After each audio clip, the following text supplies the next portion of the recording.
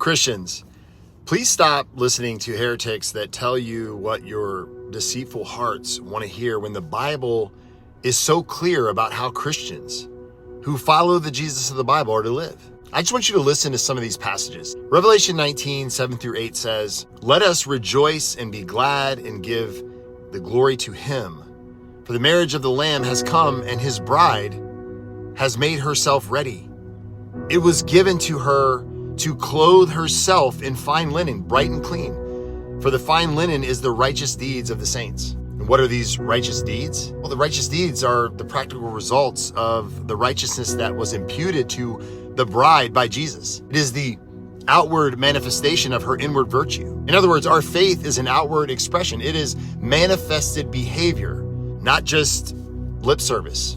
Matthew 25:10 says, "And while they, the foolish virgins, were going away to purchase their oil, the bridegroom came, and those who were ready went in with him to the wedding feast." To those foolish virgins who weren't ready, to those who played church yet were never serious, the door was shut to them for eternity.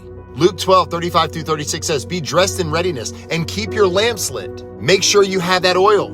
Be like men who are waiting for their master when he returns from the wedding feast, so they may immediately open the door to him when he comes and knocks." So what does it mean to be dressed in readiness? Well, this is a command to be prepared, spiritually diligent, keeping our lamps lit, longing for our Lord to find us living for him. Hosea 2:19 through 20 says, "I will betroth you to me forever. Yes, I will betroth you to me in righteousness and in justice, in loving kindness and in compassion. And I will betroth you to me in faithfulness. Then you will know the Lord." Look, Jesus is the groom. We are his bride. And how are we to be living? Righteous, just, loving, kind, and compassionate. But don't miss the last one. We are to be a faithful bride. No one desires an unfaithful spouse, so why does anyone think the God of the universe would? This is why the Apostle Paul challenged the church in his day to examine themselves, to test themselves, to be working out their salvation with fear and trembling. Examining ourselves involves a daily examination of our hearts to see if we actually have genuine saving faith.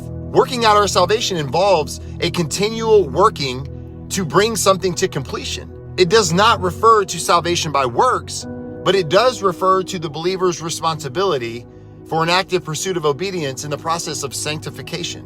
Beware of these wolves that give you the meat of a lie, wrapped with a very thin skin of truth. Hearing the full counsel of God is critical to understanding genuine salvation in the Lord. Don't be fooled, church. People that constantly tell you that salvation is easy are liars. I'll leave you with an amazing quote by Dr. G.K. Beale that might trigger you, but it's truth. He said, "If you want assurance of your salvation as a believer, then act like one." Friends, drop me a comment below and let me know your thoughts.